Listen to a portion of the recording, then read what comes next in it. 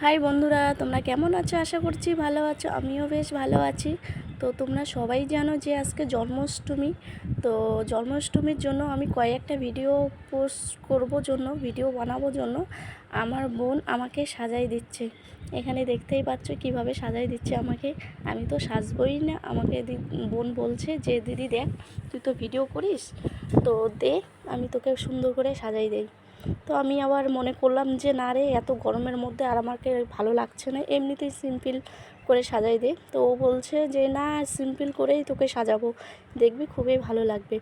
তো এখানে দেখতেই পাচ্ছ যে আমাকে এখানে আমার বোন সাজাই দিচ্ছে একদম, তো টিপ পরাই দিচ্ছে।